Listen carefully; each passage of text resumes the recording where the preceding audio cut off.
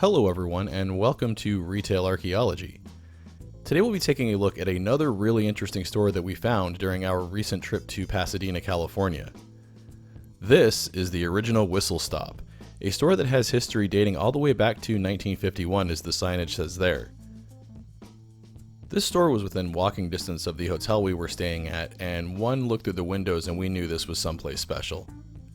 I've always enjoyed looking at really detailed model train setups, and this store has tons and tons of that, as well as other railroad memorabilia as we'll see throughout the video. This sign is actually a neon sign too, and it's pretty cool. It dates back all the way to the store's origins in 1951. The neon sign is really cool to look at night. It's even animated. That's just awesome. Now, I mentioned this store is so much more than a store. It's also very much like a museum, and as you can see here, the entire place is decked out from floor to ceiling in railroad memorabilia. I love those old stained glass signs. Now, like I mentioned, this store dates back all the way to 1951, but this is not the original storefront. They actually moved here in 1988 when they were kind of forced out of their original building when the place they were leasing from changed management. As you can imagine, a store that's been around since 1951 has a lot of interesting history and stories to tell, and this place is no exception. For example, that neon sign that we looked at the beginning of the video has an interesting story behind it. That sign has been with the original Whistle Stop since 1951, but when they moved to this location in 1988, they actually hit a snag because of the Pasadena signage laws, which forbid neon signs that protrude from buildings. They ended up having to go through the trouble of getting that sign named as a California Cultural Historical Landmark, which then exempted them from the signage laws in Pasadena.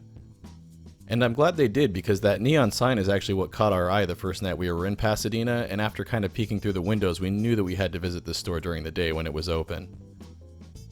Now, I'm no expert on model railroad stuff, except for that I know that I like to look at them. I pretty much enjoy anything that's miniature and super detailed, and things like this that people use in their setups, like these trees and these corn stalks and stuff, just are really amazing to look at. There's so much detail in such a little small thing.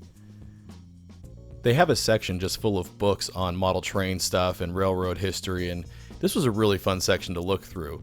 They even had DVDs and VHS tapes, which I love seeing VHS tapes in a retail setting still. The original Whistle Stop was originally founded as a small gift and hobby store by Ed and Irene Hakkinen. Here's another beautiful old stained glass sign, and I love the way they have it hanging in the window here so you can see the sun shining through it. This poster is really cool. This is from the grand opening of Big Thunder Mountain Railroad at Tokyo Disney. I really do love old Disney stuff like this. Model trains were always a big part of the original Whistle Stop's business, but when Ed retired from the post office in 1955, his heavy interest in model railroads caused the business to shift solely to focusing on that. In 1976, Ed and Irene decided that it was time to retire and see the country in their RV, so they started looking for a buyer for the store, and they ended up selling it to an employee named Fred Hill. Fred Hill and his business partner Brian Brooks still own the store to this day. I love all the miniature people and town pieces. I mean, look at how small these are, but how detailed they are. You can get an idea of how small they are when you see my thumb there enter the shot. Besides how amazingly detailed these are, it's also really amazing how many different types of miniatures they have. You really could set up any kind of little scene that you wanted to. They've even got a police set, and I love that there's a fat one eating a donut. I have to really thank the employees at the original Whistle Stop that were nice enough to let us film the store. It always makes things much easier when I have permission ahead of time to film. I really do love all the museum quality pieces in here. I'm sure for anybody who's actually into model railroads as a hobby, it's pretty hard to just make a quick stop here. Something I've always enjoyed about the people that are into this particular hobby is they're always very inviting. There's no such thing as a stupid question with them. They're always very happy to share any knowledge or history with you that they have. I experienced something similar at the Model Railroad Club that's located at Grossmont Center Mall in La Mesa, California. They have a little setup in one of the storefronts with all of their models and everything set up, and they were just as nice there as the employees were here. Here's a really cool display that they have set up in the center of the store. We'll get to see that running here in a little bit. And there's another really cool neon sign. I love neon signs. That's, like I said, what attracted us to this store when we first got here, was seeing that neon sign outside.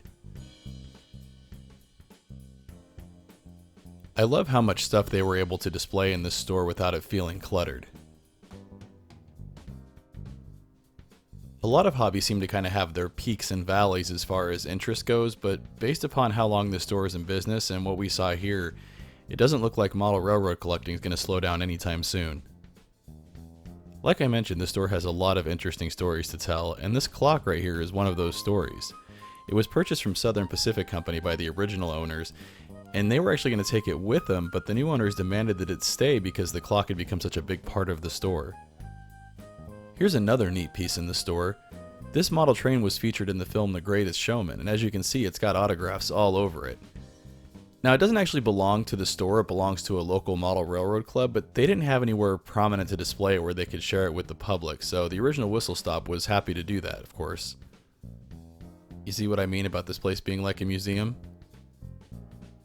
Now here's another interesting piece they have, and wow, that's a lot of money. I collect retro video games, so I'm used to an expensive hobby, but it seems like this hobby is just as expensive, if not more so. Now let's take a closer look at the setup that they have in the middle of the store, and this is one of my favorite things to look at, are these full-blown setups and all of the detail that's put into them and everything. It's just beautiful. The attention to detail is just really impressive. And of course we've got to get some shots of the whole thing running. Wouldn't be a model train store video without showing the trains running. I wish I could have mounted a little camera onto the train to film it going through the tunnels and stuff, but even my little GoPro wasn't small enough to do that. I wonder how long it takes to put something like this together. I could imagine it taking years just to get every little detail right and find every little piece that you need. It looks like this is a hobby that requires a lot of time and patience, so I really do have to give credit where credit's due as far as the people that are involved with it, because I sure do enjoy looking at the stuff they create. Here's a closer look at those stained glass signs. Now, I often get asked if I spend money in the stores that I film, and the answer is yes, I do. We saw this really neat pin display here, and I love pins, and I've got a lot of friends that like pins as well, so we bought quite a few of these. There's just so many interesting things to look at in this store, and these pins are a good example of that. I bet we spent a good solid 20 minutes just trying to pick out the right pins for people. The staff at the store was even nice enough to throw in a few extra free The Original Whistle Stop pins. Seeing all these different railroad company logos makes you realize just how rich the history of railroads is. I mean, most of these companies aren't even around anymore. Everywhere you turn in this store, there's some interesting piece of artwork or history to look at. We really did have a lot of fun poking around here. Now, one of the things I love about seeing trains on road trips is all of the artwork that's painted on the sides of trains, and I was even happy to see that represented here. These tags look just like the ones that we saw on the trains on our drive up to Pasadena. I think this is beautiful. I know a lot of people aren't fans of graffiti, but I love seeing that stuff on the sides of trains. You know, the store isn't very big, but I think Mark and I must have spent at least an hour just poking around and looking at things and seeing things to film and take pictures of. I tell you what though, seeing some of the prices on these classic pieces definitely makes me feel a little bit better about how expensive my hobby of retro game collecting is. It's nice to know that there's other hobbies out there that are also expensive. We also got a good laugh at this. There's actually a Thomas the Tank Engine little play area for your kids to play around with while you're looking around at all the other interesting stuff in the store. I know model railroad collecting can be kind of a niche subject, but even as somebody who's not involved in the hobby at all, I still found it really interesting to take a look at everything in this store, and I think other people would feel the same way. Like I said, there's just a lot of history in here, and it's interesting to see a store that's been around since 1951. I have to say, to everybody from the staff inside the store to the customers that came in, were all super friendly and very talkative and more than ready to share their stories and passion about this hobby that they love so much. I hope you've enjoyed this tour of the original Whistle Stop in Pasadena, California. I know that we really had a lot of fun in this store. I'd like to hear more about the Whistle Stop Tavern though. Anyways everyone, thanks for watching. Want to see your name here? Head on over to patreon.com/retailarchaeology to find out how you can help support the channel. Hey everyone, thanks for checking out my video on this really interesting store in Pasadena, California. If you enjoyed it, make sure to hit those like and subscribe buttons if you're not a subscriber already. And if you've got a few minutes, why don't you check out one of these other videos I have here. And also make sure to follow at the social media links down there because that's the best way to keep up with what's going on with the channel.